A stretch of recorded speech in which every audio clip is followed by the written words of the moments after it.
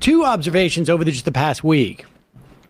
One was like if you listen to any of foreign news like BBC, they're just shocked at the stuff that's coming out from these hearings.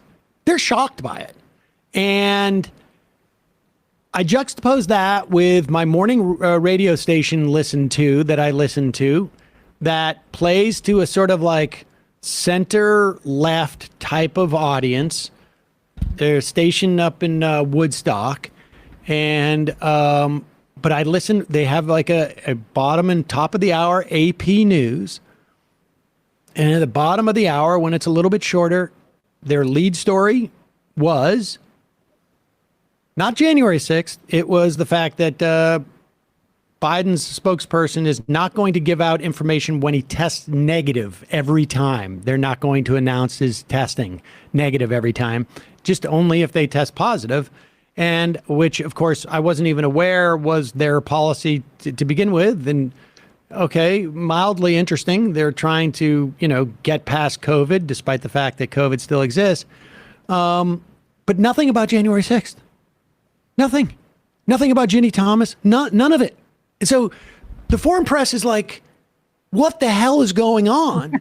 And the U.S. press is like, meh. And I think that reflects Americans' perspective, too. It's so interesting that you bring that up, because just last night I was watching the BBC. I just tuned in to see, and I got the same impression. They're just going, oh my God, did you see what's going on over there?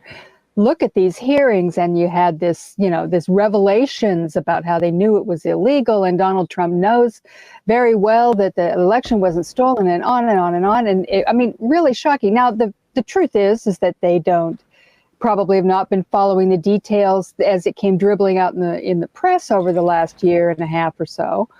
But nonetheless, most Americans haven't either. No. That's just that people like us that have been following every nuance of every Maggie Haberman story. Most people didn't care about any of that stuff. Well, I shouldn't say they didn't care. It just that, there's a lot of news out there, and sometimes they heard things and sometimes they didn't. So putting it together into this format is very important to establish specifically what was said. And yet the press, because they know all of that and they've heard most of this stuff before, although frankly there is some new stuff, they're acting as though it's all old news, which I always knew was going to be a problem, because that is just that's a reflexive response on the part of the press to anything like this. And this time it's particularly important that they not do that. And I got to give cable news some credit. CNN and MSNBC, they've been covering them pretty seriously and been doing, good coverage. The networks did show the first hearing, and they got pretty good ratings for something like that. But you're right. There's this sort of sense like, well, this happened if they reported it all. But really, gas prices, look at this gas station over here that has this price on it. Can you believe it? And, people are having trouble doing this, that, and the other. It's a gloom and doom scroll of a news cycle over and over again. And of course, January 6th is part of that.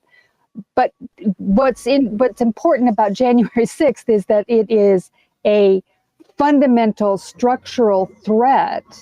And I don't think that people really have yet come to understand just what that is. And I don't think that the media is making that very clear. Maybe they can't, but it's like that radio station you're mentioning.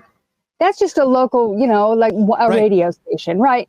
They could do that. They could at least put it into the news, into the bottom of the news, the top of the news that they're talking about. They could just mention it.